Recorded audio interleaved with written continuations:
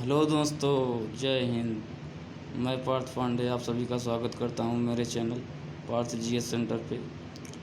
दोस्तों, आशा करता हूं कि आप सभी स्वस्थ होंगे, घर में बैठ के पढ़ रहे होंगे।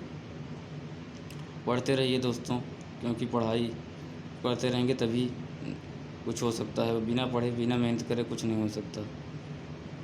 तो दोस्तों, कल कल के वीडियो में हमने देखा था कि भारत का भौगोलिक विस्तार पार्ट 1 देखा था। आज का हमारा जो वीडियो है भारत का भौगोलिक विस्तार पार्ट 2 के बारे में है। तो कल हमने पार्ट 1 में क्या क्या पढ़ा था कि हमने क्या भारत के पड़ोसी देशों के बारे में कुछ पढ़ा था, उसकी सीमाएं कितना लगती हैं ये सब पढ़ा था, कौन सी रेखा उनके बीच पड़ती है ये सब पढ़ा था। और कुछ द्वीपों को पढ़ा था कि कौन से द्वीप किस द्वीप के द्वारा किस चैनल के द्वारा अलग होते हैं। तो दोस्तों, आज हमने कहा था कि आपको भारत के प्राकृतिक प्रदेश के बारे में बताएंगे। तो भारत के प्राकृतिक प्रदेशों को जो है 6 भागों में बांटा गया है। तो उसका पहला भाग है उत्तर का पर्वतीय भाग, जिसके बारे में आज हमको पढ़ना है। तो दोस्तों, 6 पार्ट में है, तो उसका हम पार्ट वाइज करके आप सभी को बताएंगे सभी के बारे में। तो आज हम उत्तर का पर्वतीय भाग पढ़ेंगे। ठीक है दोस्तों, तो चलिए बिना समय गवाए फटाफट कर देते हैं वीडियो को स्टार्ट। बस स्टार्ट करने से पहले आपसे एक बात कहना चाहेंगे कि अगर आप सभी को अच्छा लगे वीडियो तो एक बार शेयर लाइक सब्सक्राइब कर दीजिएगा, ताकि थोड़ा प्यार हमको भी, अगर आप लोग ऐसे ही देते रहेंगे तो हम आगे भी ऐसे ही नए नए वीडियो बनाते रहेंगे। तो चलिए दोस्तों, फटाफट वीडियो कर देते हैं स्टार्ट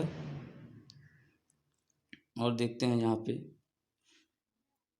तो भारत का जो उत्तर का पर्वतीय भाग जो है, ये वाला हिमालय वाला रीजन जो है, इसके बारे में हमको आज अध्ययन करना है। तो भारत सबसे पहले जान लेते हैं कि ये जो भारत का उत्तर पर्वतीय भाग है, इसका निर्माण कैसे हुआ। तो दोस्तों, सबसे पहले आपको बताना चाहूँगा कि ये जो हिमालय का पर्वतीय रीजन है, यहाँ से जम्मू कश्मीर से लेकर अरुणाचल प्रदेश तक फैला हुआ है। इसका निर्माण यहाँ पहले एक टेथिस सागर हुआ करता था। टेथिस सागर हुआ करता था, जो बाद में जब प्लेट विवर्तन की क्रिया हुई तो जो भारतीय प्लेट थी और यूरेशियन प्लेट से जब टकराई थी, जो ये भारतीय प्लेट यूरेशियन प्लेट से टकराई थी, तो ये टेथिस सागर का जो मलबा था, उसी से इस हिमालय पर्वत का निर्माण हुआ है। ठीक है दोस्तों, उसी मलबे से टेथिस सागर का जो मलबा था वही ऊपर उठ के इस हिमालय का निर्माण उसी से हुआ है। तो ठीक है दोस्तों, आप आशा करता हूँ समझ में आ गया होगा आप लोगों को हिमालय का निर्माण कैसे हुआ है। तो ठीक है, आगे देखते हैं कि इसका विभाजन कैसे किया गया है और इसको हम पढ़ते हैं आगे। तो एक थे वैज्ञानिक जिनका नाम था सर सिडनी बुर्राड, जिन्होंने हिमालय के प्रादेशिक विभाजन को 4 भागों में बांटा है। तो पहला उन्होंने बांटा है ट्रांस हिमालय, दूसरा बांटा है महान हिमालय, तीसरा आपका लघु हिमालय, चौथा शिवालिक या वाय हिमालय। तो आइए इन सब के बारे में एक पार्ट में हम समझते हैं। तो सबसे पहले हम समझेंगे ट्रांस हिमालय। तो ट्रांस हिमालय ये हमारे ये वाला क्षेत्र जो होता है, ये ट्रांस हिमालय के अंतर्गत आता है। तो ट्रांस हिमालय में हमारी 3 या 4 मुख्य रूप से पर्वत श्रेणियाँ हैं, जिनके बारे में हमको पढ़ना है, क्योंकि क्वेश्चन यहीं से आता है, यहीं से पूछ लेता है। तो हमारी पहली पर्वत श्रेणी जो होती है ट्रांस हिमालय की, वो होती है काराकोरम। और दूसरी पर्वत श्रेणी जो होती है वो होती है लद्दाख। और तीसरी पर्वत श्रेणी होती है जास्कर। और चौथी होती है पीर पंजाल। तो दोस्तों, काराकोरम जो पर्वत श्रेणी है, इसमें छोटे छोटे कई पर्वत हैं, जैसे K1 K2 K3 K4 करके है। तो इसमें जो K2 है, इसको हम गाडविन आस्टीन भी कहते हैं। अर्थात भारत की जो सर्वोच्च चोटी है उसका क्या नाम है, गाडविन आस्टीन, भारत की सर्वोच्च चोटी। और इसकी ऊंचाई 8,611 मीटर है। ये भारत में सबसे ऊंची चोटी है। और अगर वैसे पूछा जाएगा तो वैसे तो नेपाल में माउंट एवरेस्ट है, लेकिन भारत में अगर पूछेगा तो गाडविन आस्टीन।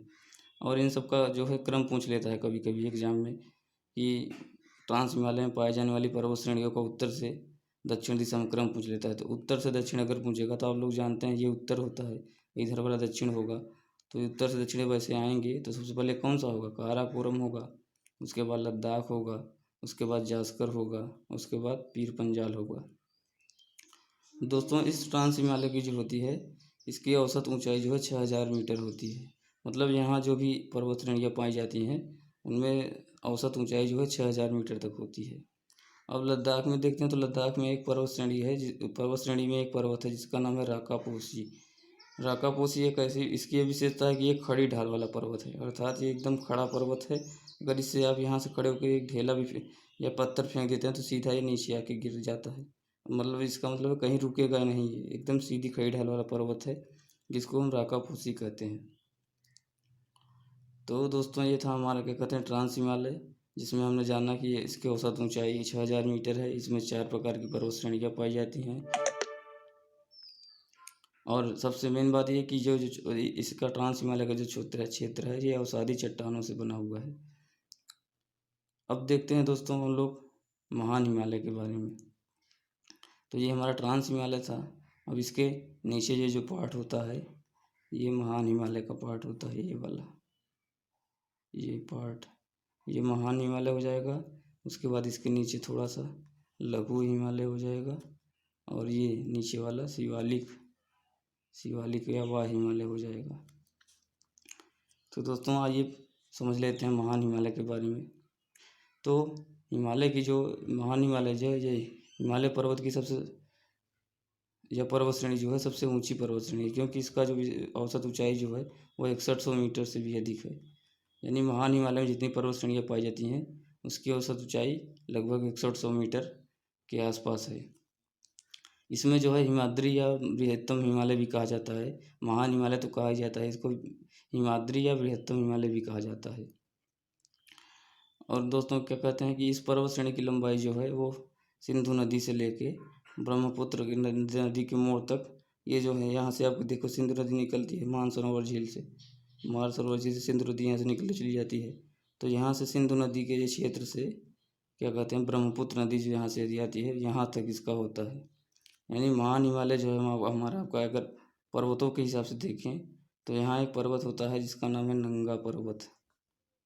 नंगा पर्वत नंगा पर्वत से लेके यहाँ अरुणाचल प्रदेश में एक होता है नामचा बरवा पर्वत। इस पर्वत श्रेणी तक महान हिमालय हमारा फैला हुआ है जो लगभग 2400 किलोमीटर तक फैला है। 2400 किलोमीटर लंबाई में ये महान हिमालय पूरा लगभग 2400 किलोमीटर की लंबाई में फैला हुआ है। अब ठीक है दोस्तों, तो इसमें हम जो महान हिमालय है इसमें हम कौन कौन सी पर्वत और चोटियाँ आती हैं इन सबको एक बार देख लेते हैं। तो इसको हम सब इनमें पाई जाने पर्वत श्रेणियों को हम आपको बहुत अच्छे ही ढंग से बताएंगे ताकि आप लोगों को याद हो जाए। तो महान हिमालय में पाई जाने वाली पर्वत चोटियाँ जो हैं तो यहाँ से हम आपको समझा रहे हैं। पहले आप NBKNA और DAMGMKNB, ये दोस्तों एक ट्रिक है। इसके पहले वाले वीडियो में भी मैंने आपको कर्क रेखा से गुजरने वाले जो राज्य थे उनकी ट्रिक बताई थी। वैसे ही महान हिमालय की जो चोटियाँ हैं उसके बारे में बताएंगे, क्योंकि कभी कभी क्वेश्चन ऐसे पूछ लेता है कि उत्तर से वो क्या कहते हैं पूरब से पश्चिम क्रम लगाइए पर्वत श्रेणियों को चोटियों का। तो सबसे पहले ये जो है एन से क्या होता है हमारा नंगा पर्वत जो कि हमारा कहाँ है जम्मू कश्मीर में पाया जाता है नंगा पर्वत। अब ये जो तीनों हैं ये तीनों उत्तराखंड के पर्वत हैं। तो उत्तराखंड में कौन सा हो जाएगा बी से बंदरपूंछ, के से तो बी से हमारा बंदरपूंछ हो गया, के से कामेत हो गया और ये ने से क्या हो गया नंदा देवी और डी से क्या हो अब ये उत्तराखंड का ये जो पर्वत चोटियाँ हैं उत्तराखंड में है, ये जम्मू कश्मीर की है और ये जो इतना पूरा रीजन है ये नेपाल का है, क्योंकि नेपाल में इसकी लंबाई सबसे ज़्यादा है और सबसे ज़्यादा पर्वत जो है नेपाल में ही पाए जाते हैं। तो नेपाल में कौन कौन से पाए जाते हैं डी से क्या होगा धौलागिरी, ए से हो जाएगा अन्नपूर्णा, यम से हो जाएगा मनसालू, जी से हो जाएगा आपका गोसाईनाथ, यम से हो जाएगा माउंट एवरेस्ट और इसी एम से हो जाएगा मैकालू। तो ये नेपाल के पर्वत हो गए। नेपाल के कौन कौन से हैं धौलागिरी, अन्नपूर्णा, मनसालू, गोसाईनाथ और माउंट एवरेस्ट, मैकालू। उसके बाद ये जो के है, के का मतलब होता है कंचनजंगा, जो कि सिक्किम में पाया जाता है। कंचनजंगा, कंचनजंगा कहाँ है आपका? सिक्किम में। सिक्किम में एक ही पर्वत है हिमालय का जिसका नाम कंचनजंगा। उसके बाद NB से क्या हो जाएगा आपका? ये अरुणाचल प्रदेश वाला जो नामचा बरवा है उससे है NB, ये नामचा बरवा पर्वत श्रेणी। तो अरुणाचल प्रदेश में कौन सी हो गई? नामचा बरवा।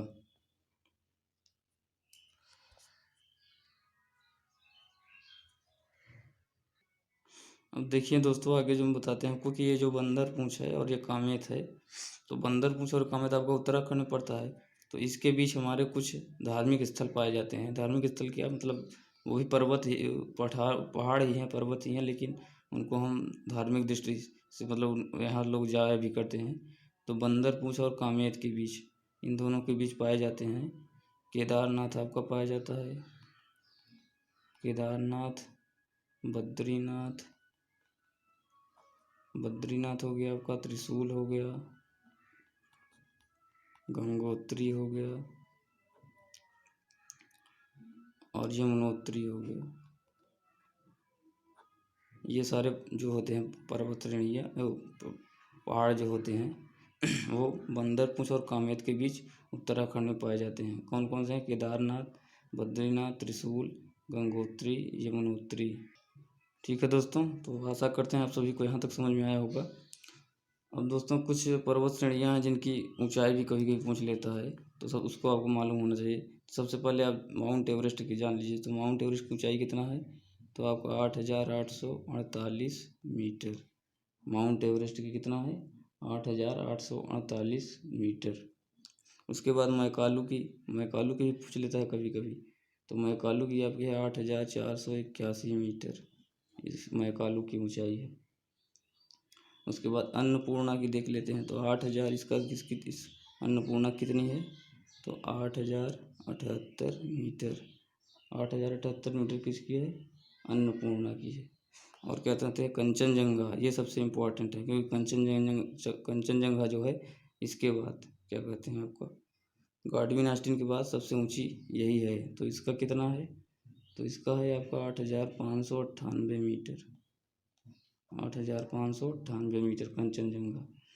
और नंगा पर्वत भी कभी कभी पूछ लेता है। तो नंगा पर्वत की ऊंचाई आपकी है 8,126 मीटर। 8,126 मीटर हो गया। तो ये हो गया दोस्तों महान हिमालय के मध्य में पाए जाने वाले सभी पर्वतों और उनकी ऊंचाइयों का आपको बता दिए। और जो क्या कहते हैं धार्मिक स्थल जैसे हमारे यहाँ बद्रीनाथ, केदारनाथ, त्रिशूल, गंगोत्री, यमुनोत्री, ये सब उत्तराखंड में जो पाए जाते हैं उसको भी बता दिए। ये तो हमारा क्या कहते हैं महान हिमालय हो गया।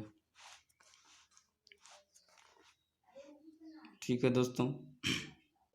और दोस्तों क्या कहते हैं, जो हमारा महान हिमालय होता है, ये जो हमारा महान हिमालय है, ये इसकी औसत ऊंचाई 6100 मीटर भी बताई है। इसका मतलब ये सबसे ऊंची पर्वत श्रेणी मतलब आता है। तो यहाँ ये वर्ष भर बर्फबारी होती रहती है, अर्थात महान हिमालय वाला जो रीजन है ये वर्ष भर बर्फ से ही आच्छादित रहता है। तो ये था हमारा महान हिमालय। आशा करता हूँ कोई को समझ में आया होगा। तो अगला हमारा देखेंगे मध्य या लघु हिमालय।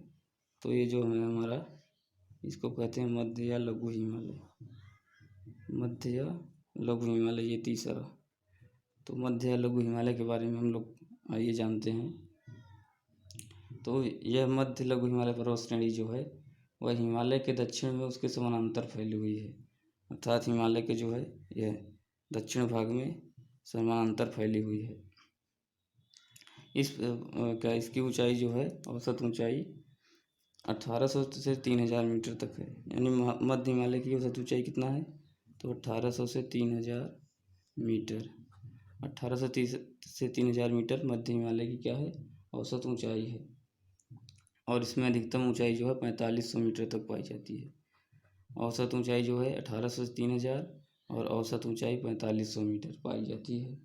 इस क्या कहते हैं, जो मध्य हिमालय होता है, इस भाग में हमारी जो नदियाँ होती हैं वो वी आकार की घाटियों तथा गहरी कंदराएँ बन के बना के बहती हैं। मतलब ये मध्य हिमालय में जो भी हमारी नदियाँ हैं, यहाँ से जैसे आप जानते हैं उत्तराखंड में यहाँ से गंगा नदी, यमुना नदी, इधर से गंडक, रामगंगा, घाघरा, कोसी, ये सब निकलती हैं। तो ये सभी नदियाँ क्या करती हैं, ये सभी नदियाँ घाटियाँ तथा कंदराएँ बनकर ऐसे बहती हैं। तो लघु हिमालय में हमारे क्या कहते हैं, अधिकतर नदियाँ जो बहती हैं क्या करती हैं, घाटियाँ तथा कंदराएँ बना के बहती हैं। और क्या कहते हैं, महान या लघु हिमालय में ही हमारे क्या कहते हैं कि कश्मीर और काठमांडू जो है घाटियाँ पाई जाती हैं। इसी महान हिमालय में हमारी ये कश्मीर घाटी तथा ये नेपाल की काठमांडू घाटी,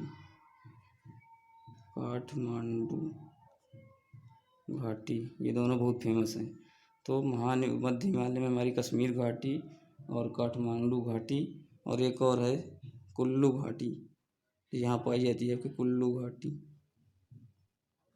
तो कुल्लू घाटी, तो ये 3 घाटियाँ याद रखिएगा, इंपॉर्टेंट है, पूछ लेगा कि काठमांडू घाटी किस हिमालय रीजन में, मतलब किस हिमालय में पाई जाती है। तो लघु या मध्य हिमालय में कुल्लू घाटी, कश्मीर घाटी, ये तीनों इसमें पाई जाती हैं। और मध्य हिमालय में क्या होता है कि शीत ऋतु में यहाँ 3-4 महीने यहाँ हिमपात होता रहता है। अर्थात मध्य हिमालय में शीत ऋतु में 3-4 महीने यहाँ हमेशा हिमपात होता रहता है। और ग्रीष्म ऋतु में ये जो पर्वतीय क्षेत्र उत्तर एवं स्वास्थ्यवर्धक जलवायु था, इसमें मनमोहक प्राकृतिक सुषमा के कारण पर्यटन के केंद्र बन जाते हैं। तो दोस्तों ये जो कुल्लू घाटी भी आपको बताए हैं, तो यहाँ वाला जो एरिया होता है, तो इसमें क्या कहते हैं कि ग्रीष्म ऋतु में जब यही यहाँ हिमपात होता है तो ये क्षेत्र क्या हो जाते हैं, उत्तम स्वास्थ्यवर्धक जलवायु के तथा मनमोहक प्राकृतिक सुषमा के कारण पर्यटन के केंद्र बन जाते हैं।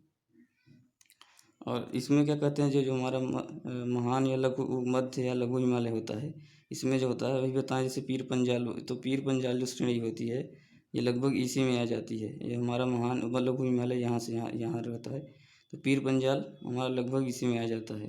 तो ये अगर पूछेगा कि पीर पंजाल किस हिमालय क्षेत्र पाया जाता है, तो लघु या मध्य हिमालय में पाया जाता है। और इस क्या कहते हैं, इस महान हिमालय मतलब लघु या मध्य हिमालय में जो घूमने या दार्शनिक स्थल होते हैं, जहाँ आप सभी लोग मतलब यहाँ पे ज़्यादातर घूमने वाले स्थान पाए जाते हैं, जैसे आपका शिमला हो गया, मसूरी हो गई। तो कौन कौन से पाए जाएंगे, शिमला मसूरी, नैनीताल, रानीखेत, अल्मोड़ा, दार्जिलिंग, ये सब इतने जो भी ये सब शिमला जैसे हो गया, मसूरी हो गया, नैनीताल हो गया, रानीखेत हो गया, अल्मोड़ा, दार्जिलिंग, तो ये सब पर्यटक स्थल पाए जाते हैं। यहाँ पे पर्यटक बहुत ज़्यादा अधिक मात्रा में मतलब घूमने के लिए या इसके मनमोहक दृश्यों को, क्योंकि यहाँ पे जो है शीत ऋतु में भी क्या कहते हैं 3-4 महीने हिमपात होता रहता है। तो वहाँ पे सभी लोग यहाँ पे क्या करते हैं, आते हैं यहाँ के, और यहाँ के दर्शन मतलब देख के वहाँ का लुत्फ़ उठाते हैं। और दोस्तों हम आगे देखते हैं, तो ये क्या कर जो हमारा लघु या मध्य हिमालय होता है, इस श्रेणी के जो उत्तरी ढाल होते हैं, ये क्या होते हैं, उत्तरी ढाल इसके मंद होते हैं। यानी जो ये उत्तरी वाले ढाल होते हैं यहाँ के, इसके मंद होते हैं। और ये दक्षिणी वाले ढाल मतलब ये ऐसे आता है ना लघु हिमालय, मतलब उत्तर से लेके से दक्षिण तक आता है, तो इसका दक्षिणी ढाल जो होता है वो तीव्र होता है, मतलब यहाँ से तीव्र ढाल वाले होते हैं, और उत्तर में इसके ढाल मंद होते हैं। और क्या कहते हैं, इस जो लघु मध्य हिमालय हमारा है, इसमें क्या कहते हैं प्रतिवर्ष लाखों पर्यटक भी जो हमने यहाँ बताया है, तो प्रतिवर्ष लाखों पर्यटक यहाँ पे घूमने के लिए आते हैं। और क्या कहते हैं, इस पर्वतीय ये क्षेत्र में उपयोगी कोणधारी वन वृक्ष तथा ढालों पर घास उगती है। यानी इस जो रीजन है लघु या मध्य हिमालय वाला, यहाँ कोणधारी वन और ढालों पर इसके क्या कहते हैं, घास उगती है। तो और जो जो यहाँ पे घास उगती है वो बहुत इंपॉर्टेंट है, क्योंकि ये क्वेश्चन में बहुत कई बार पूछा जा चुका है। तो इन जो यहाँ पे जो घासें बनती हैं, तो पूछा जाता है कि लघु या मध्य हिमालय में पाई जाने वाली जो घासें होती हैं उनको कश्मीर में क्या कहा जाता है। तो कश्मीर में इनको गुलमर्ग, सोनमर्ग या खिलनमर्ग, इन तीनों में से याद रखिएगा कि गुलमर्ग या सोनमर्ग या खिलनमर्ग, मतलब कश्मीर में जो मध्य हिमालय वाली घासें पाई जाती हैं उनको गुलमर्ग, सोनमर्ग या खिलनमर्ग कहा जाता है। और जब यहाँ उत्तराखंड में आगे जब बढ़ती हैं तो उत्तराखंड में इनको क्या कहा जाता है, तो उत्तराखंड में इनको बुग्याल या प्यार कहा जाता है। बुग्याल या प्यार, ये उत्तराखंड में जो घासें पाई जाती हैं तो उनको बुग्याल या प्यार कहा जाता है। तो ठीक है दोस्तों, ये था हमारा क्या कहते हैं लघु या मध्य हिमालय। अब इसके नीचे हम पढ़ेंगे हमारा क्या कहते हैं, चौथा है हमारा शिवालिक या वाह हिमालय। ये शिवालिक वाला हमारा शिवालिक हिमालय या वाह हिमालय। तो दोस्तों ये क्या कहते हैं हमारी जो हमने अभी जो विभाजन बताया है, तो हमारा सबसे लास्ट वाला है यानी शिवालिक या वाह हिमालय जो है, हिमालय का सबसे लास्ट वाला पार्ट होता है। हिमालय की सबसे निचली परत जो होती है तथा ये दक्षिण पर्वत श्रेणियों के अंतर्गत आती है, जिन्हें वाह हिमालय या हम क्या कहते हैं, इनको हम क्या कहते हैं, वाह हिमालय या शिवालिक हिमालय कहा जाता है। तो इसका विस्तार जो आप लोग देख रहे होंगे, यहाँ से क्या कहते हैं वाह शिवालिक हिमालय यहाँ से चालू हो जाता है और यह ऐसे जाते जाते यहाँ पे जो पाई जाती हैं असम मेघालय में गारो खासी जयंती या पहाड़ियाँ वगैरह जो पाई जाती हैं, ये सब क्या कहते हैं शिवालिक हिमालय का ही हिस्सा है। और दोस्तों ऐसे मतलब ये शिवालिक हिमालय जो आगे बढ़ता हुआ, ये जो यहाँ एक पड़ता है आराकान पर्वत। भारत और म्यांमार के बीच कौन सा पर्वत है, तो आराकान पर्वत। कौन सा है, आराकान पर्वत। तो ये जो पर्वत है जो ये हमारा शिवालिक का ही हिस्सा है। तो यहाँ चालू होकर जो गारो खासी जयंतिया से होते हुए ये आराकान पर्वत होते हुए ऐसे ये समुद्र में भी ये जो क्या कहते हैं हमारा लक्षद्वीप वगैरह जो है, अंडमान निकोबार जो हमारा है, ये हमारा किसका पार्ट है, शिवालिक का ही पार्ट है। बहुत लोग इसको नहीं जानते होंगे, क्या कहते हैं सोचते हैं कि ये प्रवाल मगर अपने से ही अलग से कहीं बना है, लेकिन ये जो हमारा है शिवालिक का ही पार्ट, यहाँ से आराकान से होते हुए ये हमारा यहाँ तक आता है। हमारी शिवालिक की बाउंड्री जो है यहाँ से लेके यहाँ तक होती है। तो और दोस्तों एक बात आपको बताना चाहूँगा कि ये जो हमारा शिवालिक हिमालय जो है ये हमारा नवनिर्मित भाग है, अर्थात सबसे पुराना भाग कौन सा है, तो अगर पूछेगा कि हिमालय के रीजन में सबसे पुराना हमारा क्या है, तो ट्रांस हिमालय सबसे पुराना है, जिसका निर्माण जो है 50 मिलियन लाख साल पहले ही हो चुका था। और ये सबसे निर्मित हमारा सबसे नया वाला कौन सा है, तो ये हमारा शिवालिक हिमालय हमारा सबसे नवनिर्मित वाला भाग है, जो क्या कहते हैं पंजाब के पोटवार बेसिन, यानी यहाँ पे एक पड़ता है पंजाब का पोटवार बेसिन यहाँ पे। तो ये पोटवार बेसिन से यहाँ चालू हो जाता है और यहाँ से पोटवार बेसिन से होता हुआ ऐसे पंजाब के इधर गारो खासी जयंती या पर्वत जो है सब शिवालिक का ही हिस्सा है, आराकान पर्वत से होता हुआ अंडमान निकोबार द्वीप तक जाता है। इस पर्वत श्रेणी का जो निर्माण काल है वो भी आप लोग जाने रहिए का, अगर कहीं पूछ लेगा तो इस पर्वत श्रेणी का निर्माण जो है वो 2 करोड़ वर्ष पूर्व के माना जाता है। इस पर्वत श्रेणी का निर्माण जो है वो 2 करोड़ वर्ष पूर्व माना जाता है।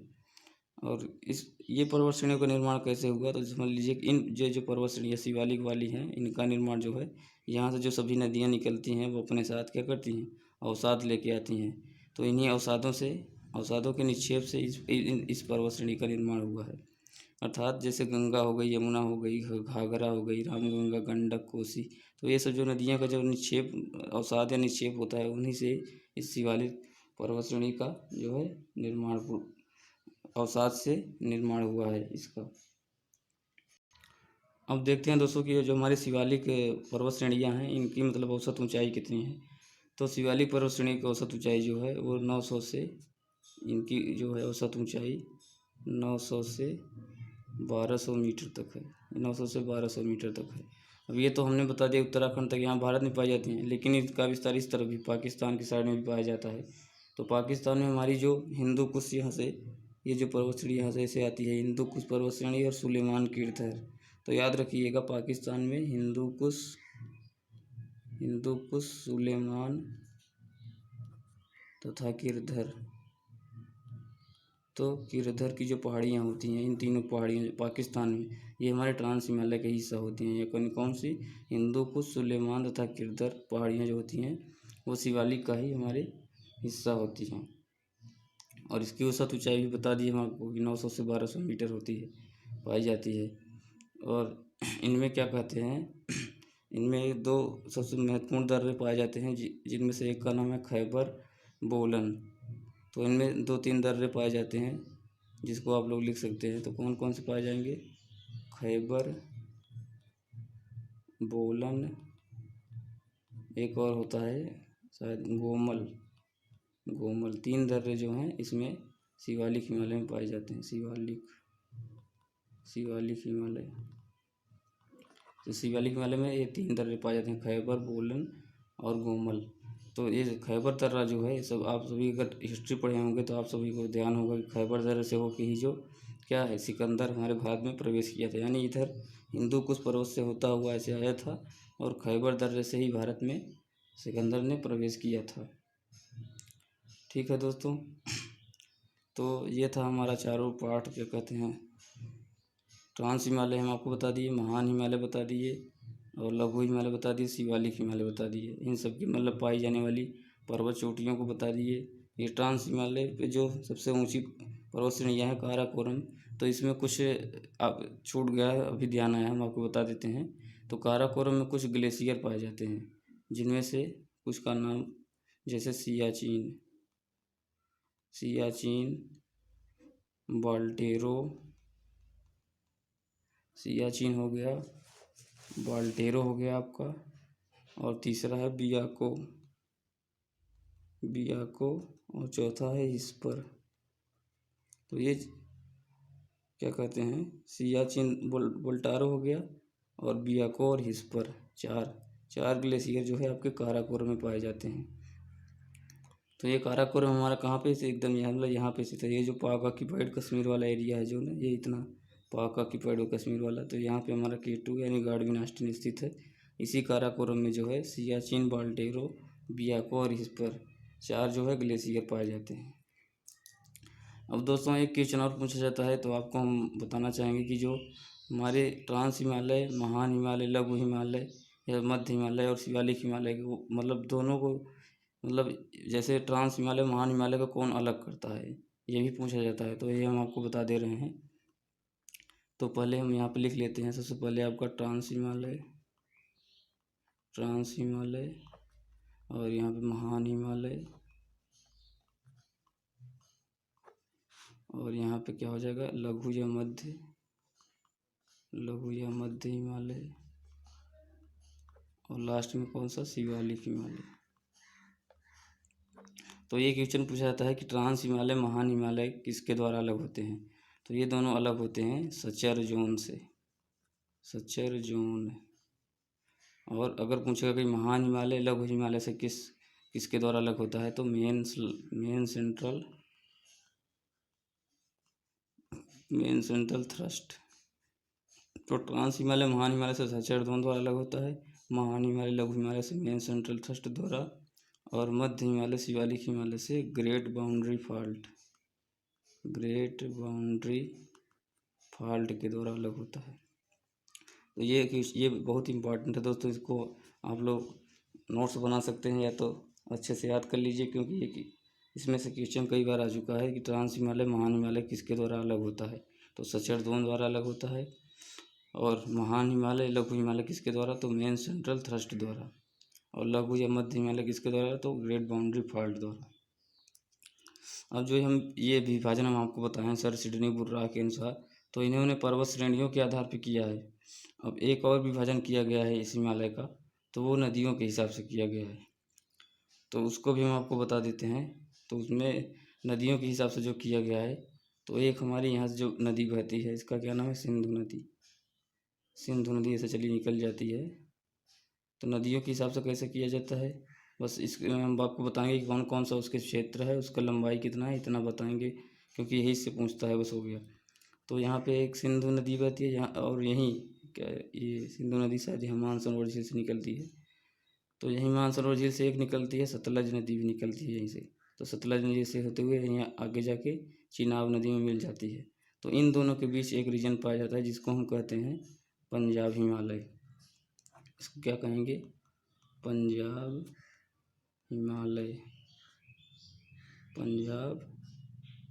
हिमालय। ठीक है। तो सिंधु और क्या नाम से, सिंधु और सतलज के बीच पूछेगा कौन सा हिमालय पाया जाता है, तो हमारा पंजाब हिमालय पाया जाता है। और इसकी लंबाई अगर पूछेगा तो पंजाब हिमालय की लंबाई हमारी कितनी होती है, तो 520 मीटर। 520 किलोमीटर। तो पंजाब हिमालय की लंबाई कितनी हो गई? तो 520 किलोमीटर। ये क्वेश्चन बहुत बार पूछा जा चुका है। ये नदियों के हिसाब से जब क्योंकि बांट देता है तो बहुत लोगों को कन्फ्यूजन हो जाता है कि कौन सी नदी होगी, सतलज होगी कि काली होगी कि तीस्ता होगी कि दिहांग होगी। तो इसमें आप लोग घबराने की ज़रूरत नहीं है। तो पहले आप लोग देख लीजिए, पंजाब हिमालय जो है वो हमारा ये सिंधु नदी और ये सतलज। तो सिंधु और सतलज के बीच पंजाब हिमालय पाया जाता है जो 520 किलोमीटर एरिया में है। उसके बाद हमारा यहाँ से सतलज से लेके यहाँ एक नेपाल में बहती है काली नदी। तो नेपाल में यहाँ एक काली नदी बहती है। तो क्या कहते हैं, सतलज और काली के बीच कौन सा पाया जाता है? तो इसका नाम है आपका कुमायूं हिमालय।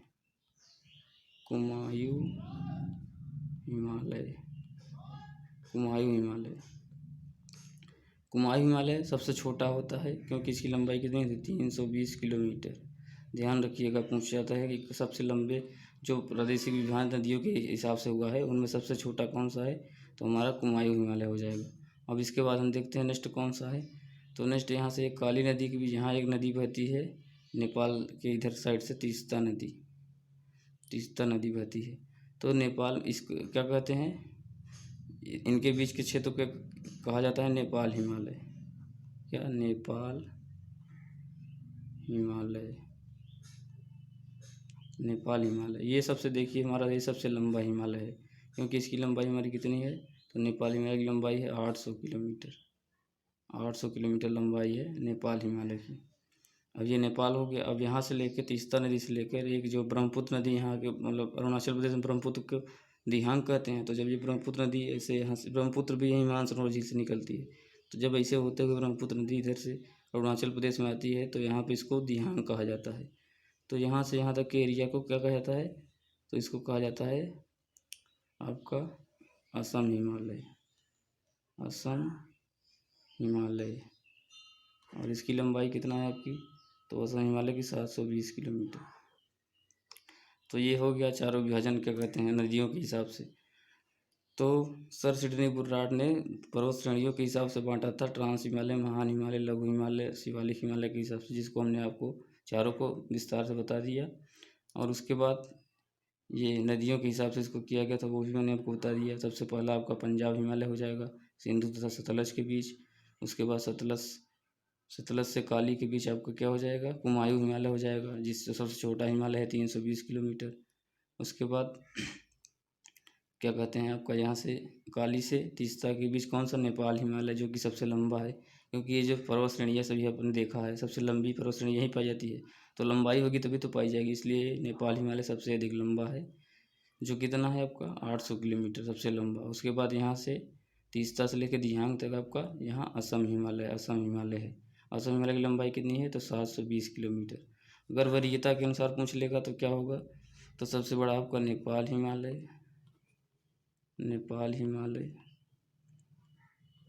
उसके बाद असम हिमालय, फिर पंजाब हिमालय, उसके बाद कुमायूं हिमालय। तो ये कभी कभी क्या कहते हैं आपको ऐसे वरीयता के अनुसार पूछ लेता है, छोटे बड़े क्रम में लगाने के लिए पूछ सकता है।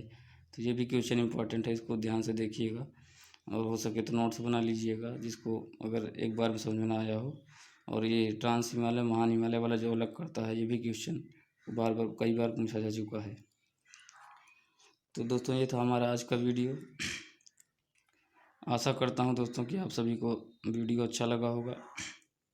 अगर अच्छा लगा होगा दोस्तों तो एक बार लाइक और शेयर कर दीजिए, और शेयर कर दीजिए इसको अपने दोस्तों के पास भी ज़्यादा से ज़्यादा इसको शेयर करके पहुंचाइए, ताकि सभी लोग को मतलब सभी लोग जो भी बैठ के घर में बैठे पढ़ाई नहीं हो पा रही है तो इसको आसान भाषा में आराम से समझ सकेंगे। तो दोस्तों अब यहाँ से मैं आपसे अलविदा लूँगा, फिर मिलूँगा नेक्स्ट वीडियो में, जिसमें मैं आपको ये उत्तर का पर्वतीय भाग हो गया है। अब नेक्स्ट आपका रहेगा कि भारत का उत्तरी मैदान जो है, उत्तर भारत का जो ये जो पूरा मैदानी एरिया है, इसके बारे में हम आपको बताएंगे।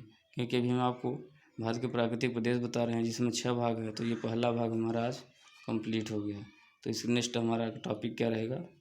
तो नेक्स्ट हमारा रहेगा उत्तर का विशाल मैदान।